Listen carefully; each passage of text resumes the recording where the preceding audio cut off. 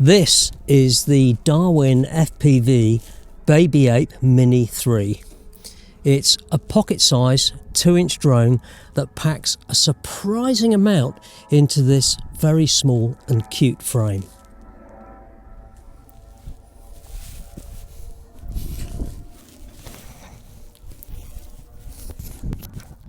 Acro mode.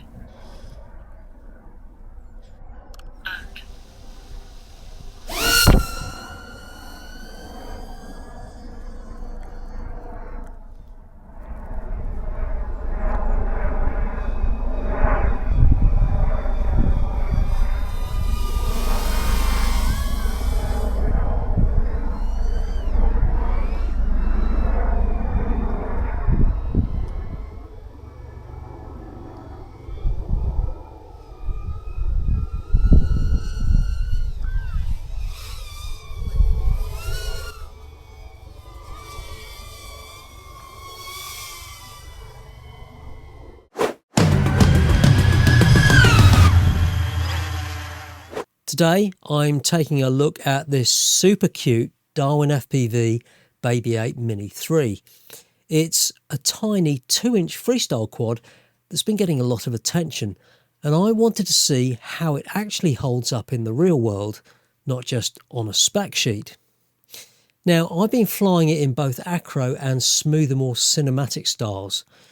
So let's start with a quick look at the build and specs, and then we'll get it in the air. Out of the box, the BabyApe Mini III feels tiny and incredibly light.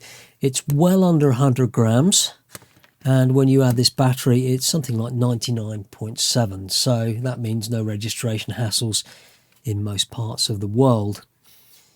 It uses this compact Widex carbon frame, and it feels surprisingly durable, and this battery squeezes neatly between the frame sides. There's a couple of pads on each side there. You just squeeze it in like that using this sort of clever friction mount. It's simple, secure, and it really works well. And they supply a bag with these little rubber bands if you want to hook those over the top there to make it even more secure. Motor-wise, well, it's using these Bling 1103s with Gemfan 2023 tri-blade props, and the result is a quad that feels punchy and very responsive and is pretty quiet for its size. Well, surprisingly quiet actually. The electronics are handled by the DarwinFPV F411 all-in-one flight controller on the bottom there, and that's got 15 amp Blue Jay ESCs and an MPU 6500 gyro. And the frame uses 2mm carbon arms in this, I've said, this Widex layout. That means there's no props in shot. And you've got a choice of analog, DJI O4 Lite or Walksnail digital versions.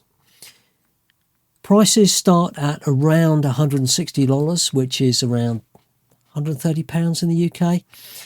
And it's designed to run on 2S 450 to 550 milliamp hour lipos, and DarwinFPV also sold this custom 500 milliamp hour pack with a separate lead for the balance lead on here, which keeps everything very tidy. And that, say, slots in there and you just plug it in. Very nice.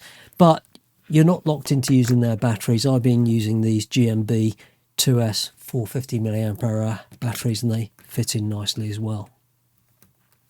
Now, all this adds up to a super light but very capable little quad aimed squarely at freestyle and casual easy flying.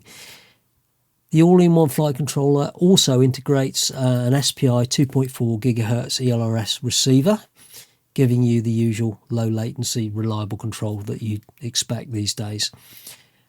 The stock analog FPV system, it isn't pro level, but it's more than good enough to get you flying, and it's a solid base if you want to upgrade later. Now, I went for the DJI O4 Lite version, and I fitted my own air unit. Now, installation is generally so easy. It's just got one plug and a well-designed TPU mount for the camera. The O4 board just sits on the top there. And I built this in 20 minutes flat. And a quick word about this camera mount. There are so many people using the O4 Lite and they all suffer quite badly from Jello. This is very nice. It's got a double TPU mount, which is very clever. Specs are one thing, of course, but what really matters is how it feels in the air. Now, the pitch tune out of the box is genuinely very good.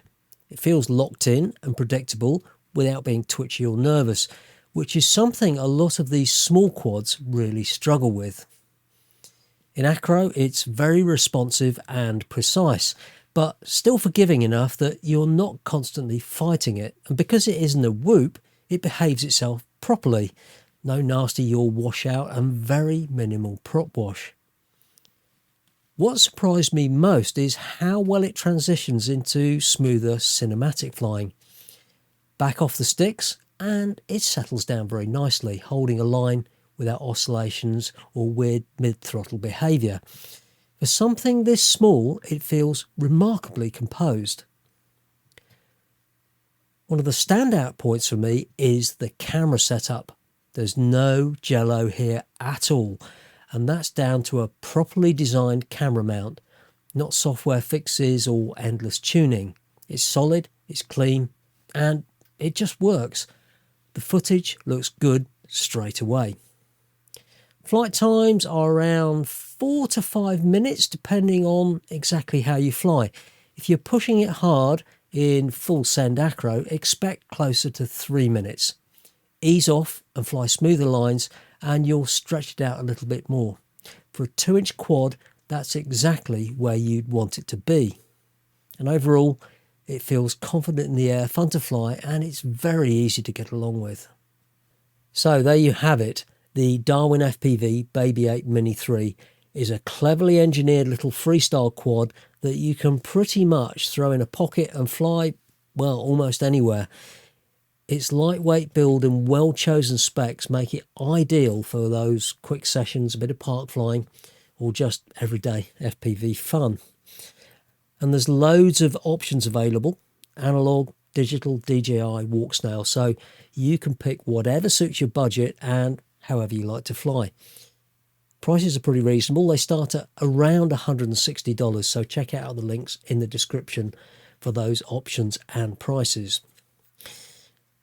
I do have one minor gripe. The USB connector on the flight controller is still micro USB. It's fine in theory, but every computer I own is USB-C. So before I could fly this and set it up, I had to wait for a converter cable to turn up. I mean, it's not a deal breaker, but it's still pretty annoying. But what really stood out to me, though, is that they've absolutely nailed the pitch tune. And unlike a lot of these small quads and whoops that use the DJI O4 Lite, they've properly thought out the camera mounting. There's no Jello, no messing about, it just works. Exactly how a bind and fly should be. If you're into small freestyle drones, this one definitely deserves a spot on your shortlist. Let me know in the comments what you think. I genuinely love to hear your thoughts. And if you found this useful, a like and a subscribe really helps the channel. Thanks for watching, and I'll see you next time.